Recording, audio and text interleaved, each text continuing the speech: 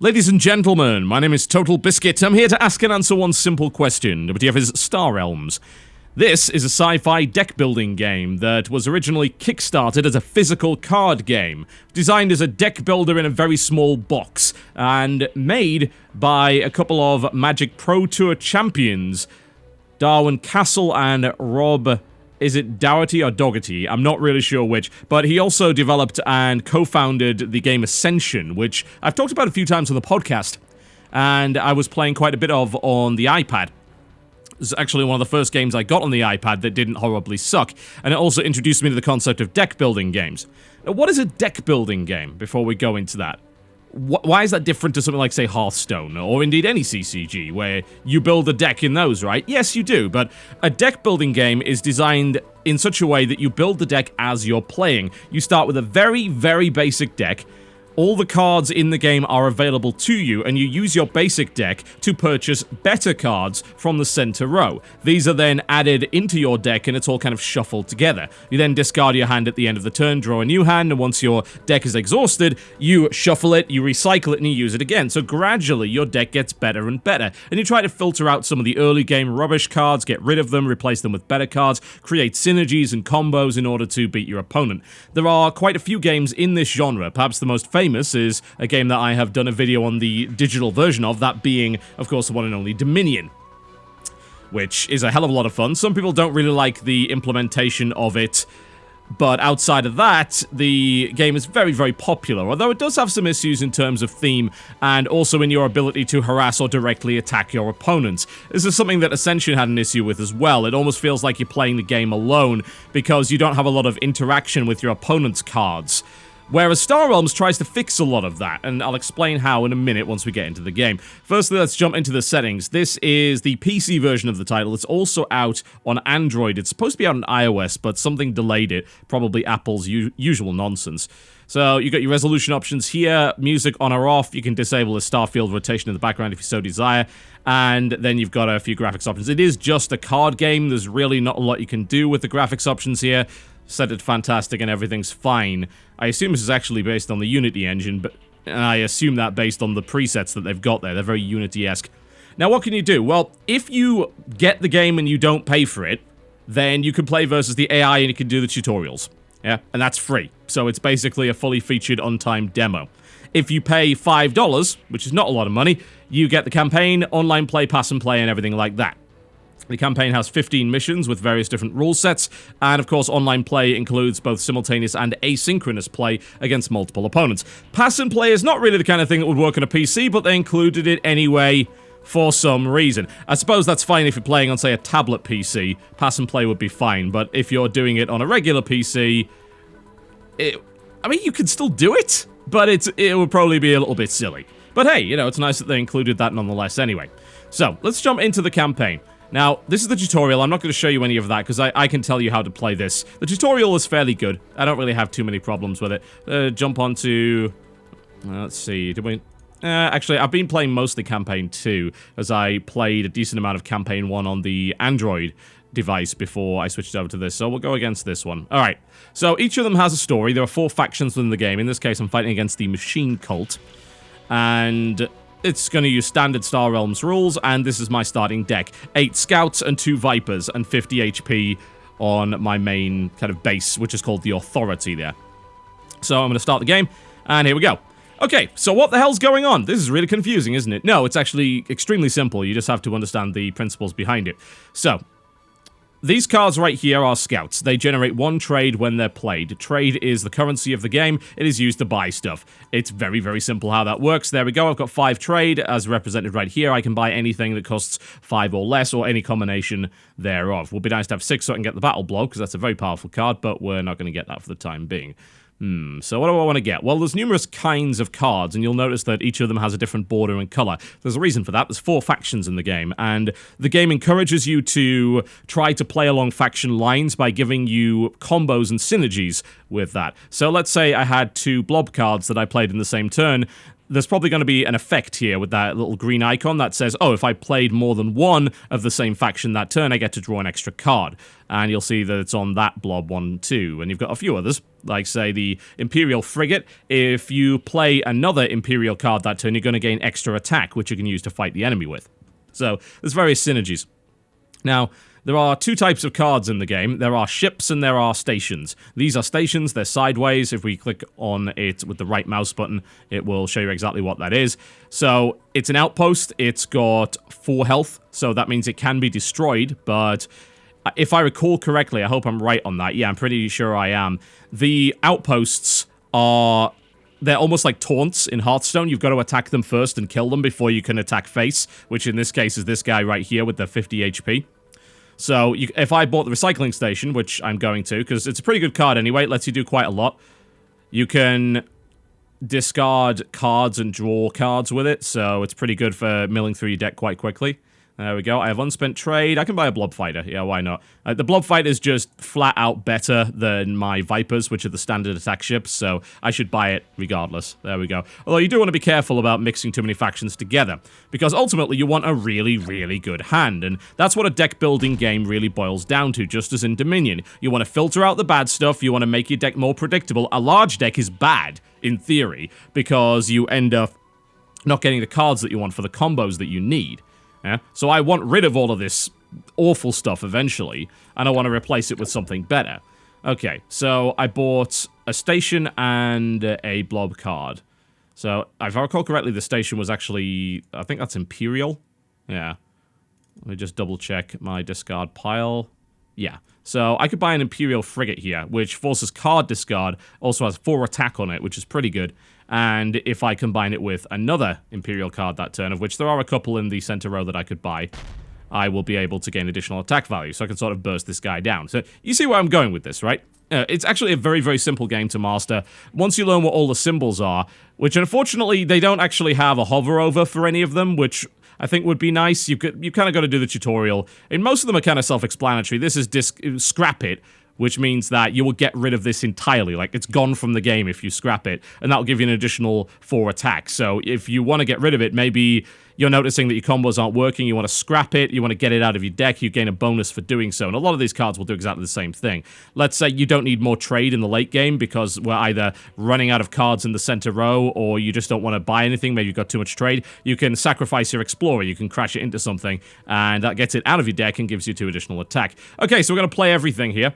We'll firstly play the recycling station. Now, do I want to draw some other stuff from my deck? What would be nice is if I could draw my Imperial Frigate.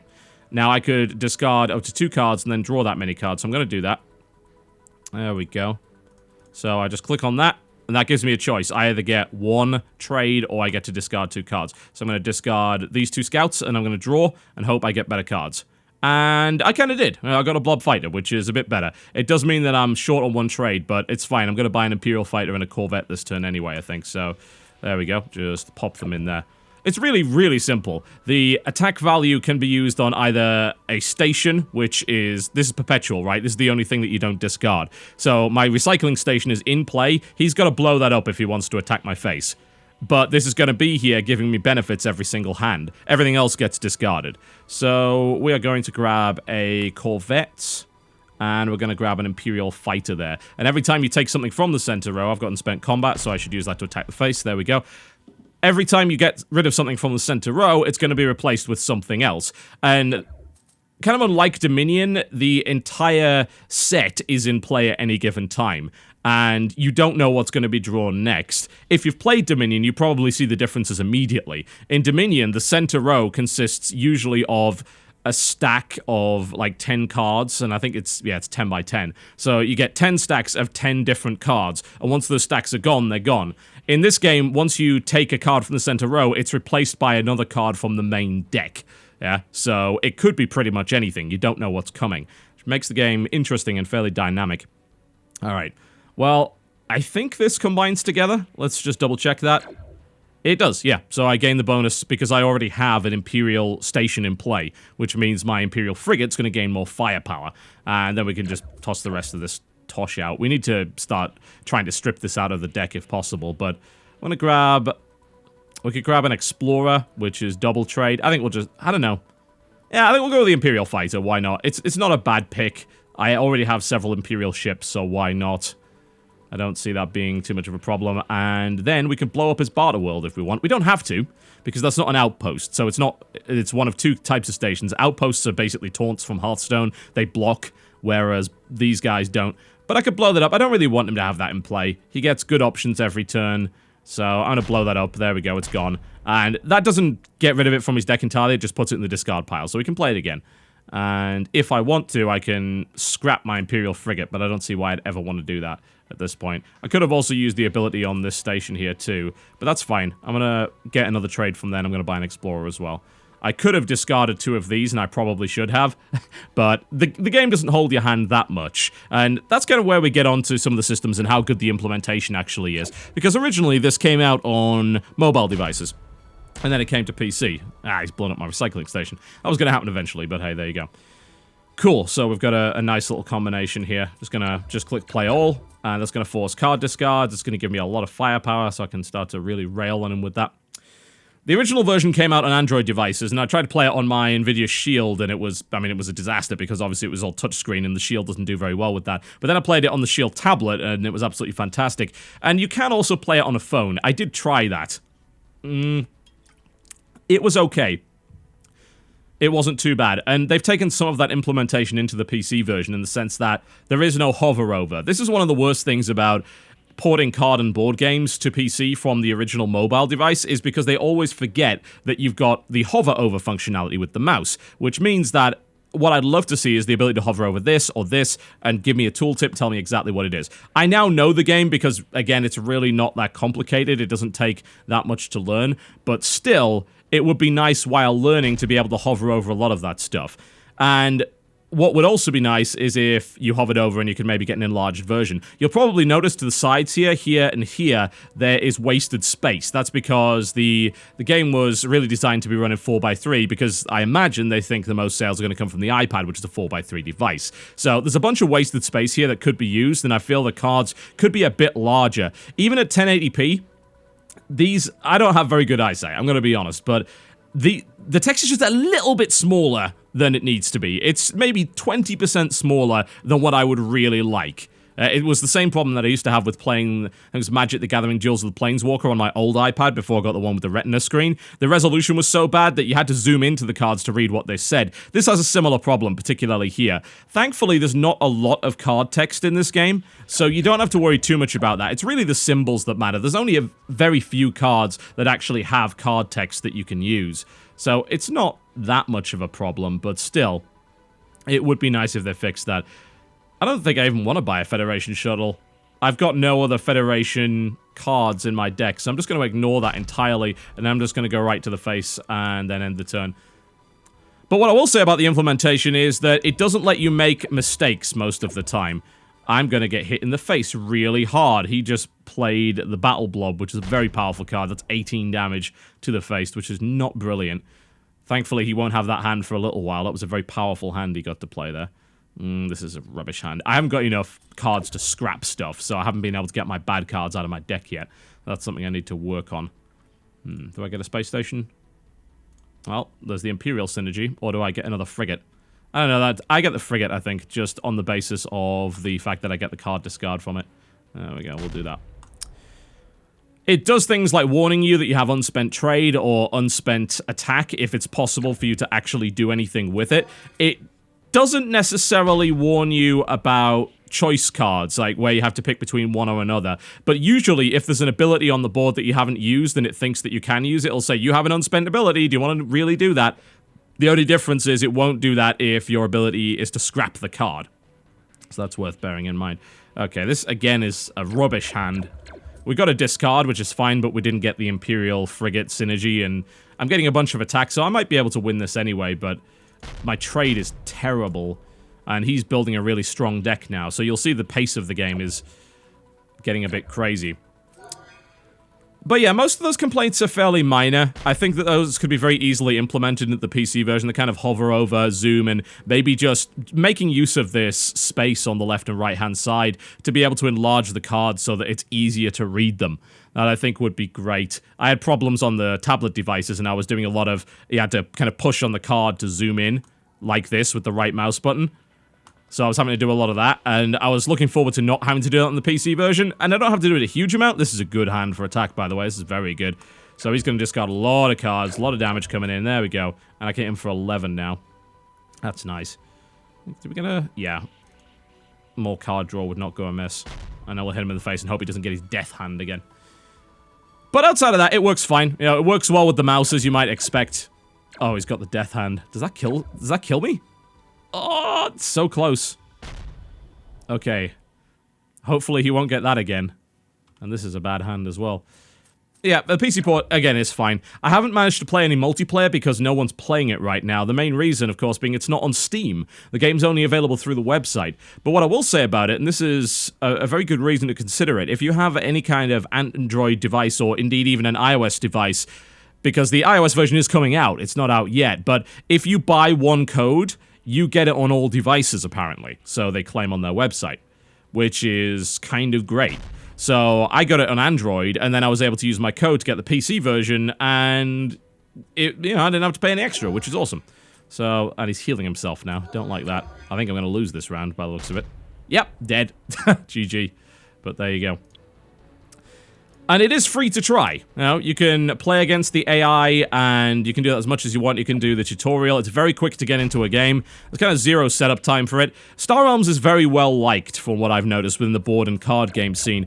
And why? Well, I mean, I can give you the reasons for that right now. Not even talking about the port and just going on to the mechanics itself. The mechanics are very simple and very quick, but it gets around some of the problems that previous deck-building games have had. As I mentioned earlier, both Ascension and Dominion have some issues. Ascension in particular, this may not be the case with the later expansions, they probably tried to fix this, but with the base game, you barely feel like you're interacting with your opponent at all. It almost feels like you're just playing the game solo, and there's really no point in the opponent even being there.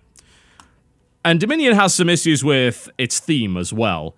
Dominion is fun, but it's like the cards could be absolutely nothing and just be mechanics, and that would be it. Because it doesn't have a particularly strong theme, although again, they've been working on that with expansions. This has a good theme, in the sense that you build up a fleet of space stations and ships, and you kill this guy. Yeah, it's got a good solid sci-fi theme behind it, the mechanics make sense, and also you can directly interact with both the center of the board, which is very important, so you can screw with your opponent's strategy, and you can interact with your opponent directly by blowing up their stations and attacking their face. So it's a nice little mix of games like Magic the Gathering and Hearthstone with deck builders like Dominion and like Ascension. And this is a really good introductory deck builder. If you haven't played deck builders before, this is a really good start because the digital implementation of it is very good. It's very cheap to play. There's no additional fees. It's not like Dominion where you have to buy expansions or anything like that. It's also not a web-based client, so you don't even have to deal with lag. And you have this really reliable single player that can be played on all of your devices. I like it a lot, if I'm going to be honest. But I don't believe it's perfect. Absolutely not. I certainly think it has issues. The main problem I think I have with it is that it's such a kind of compact little format and game that you will get to see all of the cards very quickly. There aren't actually that many cards per faction. There's a stack of each of them. And I think each faction has about 5, 6, or 7 different cards each. And then there's the basic neutral cards, the Scout, the Explorer, and the Viper. And that's the pool you will be playing from all the time. The strength of Dominion is that, especially with the expansions, you have so many different cards and you only use 10 sets at any time. Each game of Dominion ends up being very different because there are very different combos and card interactions. Here, you're going to see all the combos and card interactions a lot faster, and as a result, you could end up getting bored easier. But you have to also bear in mind that they designed Star Realms to be a very compact and portable kind of game. Oh, cool. Finally, I've got the ability to actually scrap stuff. I don't have a discard hand, so I'm actually going to just scrap my Viper. There we go. So that's now gone. That's gone from my deck, which is fantastic because that means that I can draw better cards more often. There we go. I'm going to get a card draw there. There we go. Look at that 7 trade. Fantastic. Might be worth getting a flagship. Yeah, let's do a little bit of Federation synergy here because we've already got a Federation card, so I'm going to grab a flagship here for healing. And that will be that. There we go. I think that this game will benefit greatly from future expansions. Absolutely. It was designed to be a $15 deck builder, which is not very expensive. You know, Dominion's base sets are about $30, I think. And then you've got stuff like Marvel Legendary, which is also a deck builder. And I think the base set for that's more like 45. So some of these card games can be quite expensive. This is a very affordable but very tight game. If anything, maybe it's a little bit too tight in the sense that maybe it's not quite as interesting as it could be. The mechanics are fairly straightforward. I mean, most of them are just based on draw a card, discard a card, scrap this card, and so on and so forth. The 4 different factions are all themed in that way. The Blob tend to have a lot of card draw. The Machine Cult tend to have a lot of scrapping. And then these guys get a lot of bonus attack from their faction synergy. And then this is mostly card draw and things like healing yourself, you know, getting you more authority and protecting yourself from different things.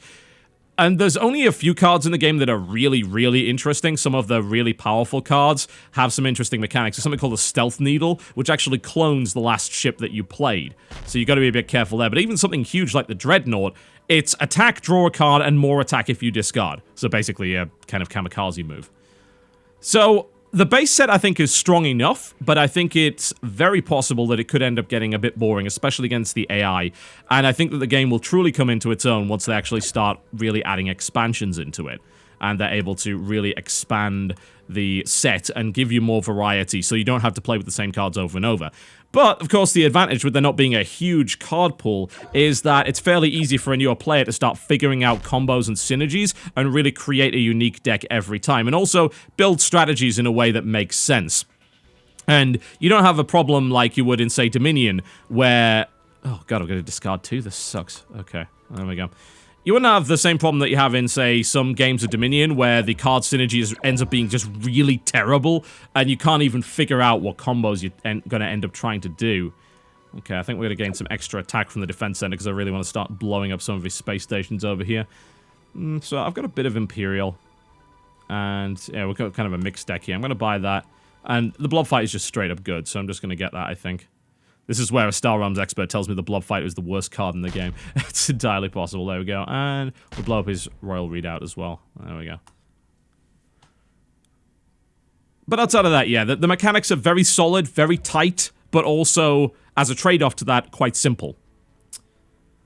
There's been a couple of weird issues as well with the game in terms of its digital implementation. There seems to be a bug here and there. I've run into a bug a couple of times where for some reason I can't attack a battle station, and I don't know why that is. Like, I've got the attack value to do it, and I keep clicking on it, and nothing happens. And then I click the guy's face, and it says, you must attack the outpost first. I'm like, I'm clicking, it's not working. So that happened, and there were a couple of... I think I had a couple of instances of it telling me that I had an ability to use when I really didn't, because I'd already used it that turn. So there's some weird stuff going on there too. Alright, I'm playing the Dreadnought, which is just super powerful here. So I'm going to be able to hit like a truck, which is fantastic. I think a little bit more discard. I'm going to grab the patrol mech to do that. Blow up his trading post and then attack to the face. And we can do a little bit more attack damage as well. There you go. But it's cool. You know, Star Realms is really, really solid. It's something that you can buy in physical form for $15 and carry around in a deck box and just break it out and play. It's got a very quick setup and teardown time without too much of a problem. But the nice thing about playing deck builders on a computer or on a mobile device is that it does all the damn shuffling for you, which is a pain in the ass. Trust me, it is a real pain in the ass. So I'm very, very glad that you don't have to do that. Let's get rid of that scout. There we go. Let's just refine our deck a little bit. Awesome. Fantastic. Play that. Can I afford the command ship? I can. There we go. It's a beastly one. It goes on the top of the deck too, so because of the freighter's ability. So you can really see the synergies kind of pouring into play here. And we're gonna... Can I kill... We're gonna have the same problem with the battle station, aren't we? What is it with this? I've had a look at it, and it's like, is there a mechanic that's... Well, I can't kill it now, obviously, because I actually have one less... Oh, that's why. Okay, I guess that wasn't a bug then. Alright, interesting, yeah. Because you can't you've got to kill something outright, or not at all, I think that's why. The battle station actually has 5 hit points, which makes it, I think, one of the tougher outposts in the game. So as a direct result, I can't attack his face because his battle station's, I suppose, shields are too strong. Okay, so please discard what I just said about the bugs there. It seems to actually work just fine in that respect. This war... Oh, look at this. This is beastly. This is going to be a good hand. Yeah, Star Realms is well worth at least trying. It is free to try, right? You can play against the AI, you can play the tutorial, and then it's $5 for cross-platform, which is pretty ridiculously good, frankly.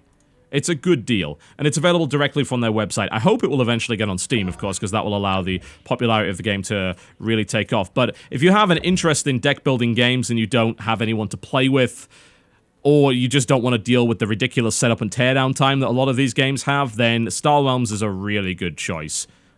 It's definitely not the most complex or deep of the deck builders. Absolutely not. Oh, and my command ship can actually blow this up. Where is it?